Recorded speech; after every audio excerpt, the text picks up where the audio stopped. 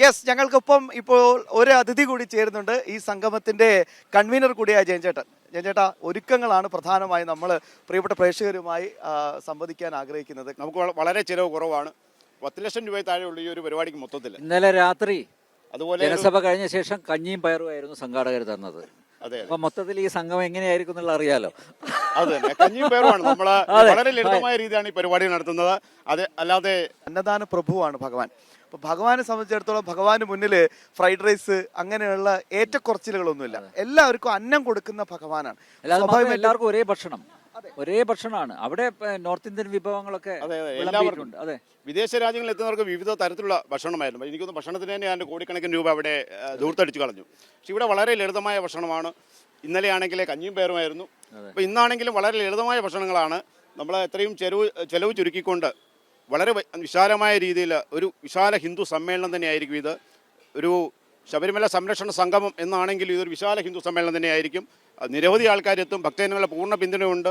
നമ്മൾ പ്രതീക്ഷിക്കുന്നതിലും വളരെ ഒരു ആൾക്കാരെയാണ് ഇവിടെ നമ്മൾ പ്രതീക്ഷിക്കുന്നത്. അല്ല, അതായത് അറിഞ്ഞ ആളുകൾ വരുന്നുണ്ടല്ലേ? അതെ അതെ, ഇങ്ങനെ ഒരു സംഗമത്തിന് പന്തളം സാക്ഷ്യം വഹിക്കുന്നു, അതുകൊണ്ട് ഞങ്ങളുടെ പങ്കാളിത്തം കൂടി വേണം എന്ന് അറിഞ്ഞുകൊണ്ട് ആളുകൾ വരുന്നുണ്ട്. ഇവിടെ കണ്ട ചിലരൊക്കെ അങ്ങനെ പറഞ്ഞാണ്. ആരും ക്ഷണിച്ചിട്ടൊന്നുമില്ല. തീർച്ചയായിട്ടും ഞാൻ ഇന്ന് തന്നെ രാവിലെ തമിഴ്നാട്ടിൽ തന്നെ ഏതാണ്ട് 100-200 പേര് എത്തിക്കഴിഞ്ഞു. നമ്മൾ പ്രതീക്ഷിക്കാത്ത ഒരു ജനപിന്തുണയാണ് ഈ ഒരു പരിപാടിക്ക്. അതേപോലെ തന്നെ മഹാരാഷ്ട്രയിൽ നിന്നും കർണാടകയിൽ നിന്നും വരെ ആൾക്കാർ എത്തുന്നുണ്ട്. ഇതൊക്കെ കേട്ടറിഞ്ഞു വരുന്നതാണ്. നമ്മൾ ക്ഷണിച്ചിട്ടൊന്നുമല്ല. യഥാർത്ഥ വിശ്വാസികൾ ഈ ഒരു പരിപാടിയിലേക്ക് ഒഴുകിയെത്തുകയാണ്. അല്ല, അങ്ങനെയാണല്ലോ വേണ്ടത്. തീർച്ചയായും. അതോടൊപ്പം തന്നെ ഈ പമ്പയിലെ സംഗമത്തിലൂടെ സർക്കാർ ഉന്നമിട്ടത് ശബരിമലയുടെ സമഗ്രമായ വികസനമായിരുന്നു. ആ വികസനം എങ്ങനെ വേണം, അതിൻ്റെ റോഡ് മാപ്പ് എങ്ങനെ വേണം എന്ന് കൃത്യമായി തന്നെ പറയാനാണ് നമ്മുടെ രാവിലത്തെ സെമിനാർ സംഘടിപ്പിച്ചിരിക്കുന്നത്. എനിക്ക് തോന്നുന്നു ഇതിന് ഒരു തുടർ പ്രവർത്തനം എന്ന രീതിയിൽ ഈ ചർച്ചകൾ ഇപ്പം പമ്പ സർക്കാർ സ്പോൺസർ സംഘം അവിടെ തീർന്നു. പക്ഷേ നമ്മുടെ സംഗമം വിശ്വാസ സംഗമത്തിൻ്റെ ഒരു തുടർച്ച എങ്ങനെയാണ് പ്ലാൻ ചെയ്തിരിക്കുന്നത്? നമ്മൾ രാവിലെ സെമിനാറുകൾ ഉണ്ടായിരുന്നു.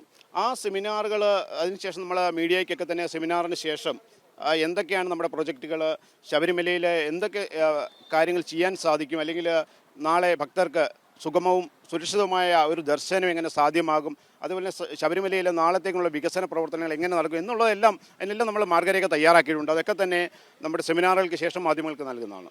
തീർച്ചയായും. എന്തായാലും വളരെയധികം നന്ദി. ജയൻ ചെറുവള്ളിൽ, ഇദ്ദേഹമാണ് ഈ സംഗമത്തിന്റെ കൺവീനർ. വലിയ ഭാരിച്ച ഉത്തരവാദിത്തങ്ങളാണ് ഇനി ഈ 2 ഷോൾഡറിലും വരാൻ പോകുന്നത്. ആ ഒരു ദൗത്യം താങ്കൾ ഏറ്റെടുത്ത് വിജയിപ്പിക്കുക. ഞങ്ങൾ കൂടെയുണ്ട്. ഓക്കെ, സ്വാമി ശരണം.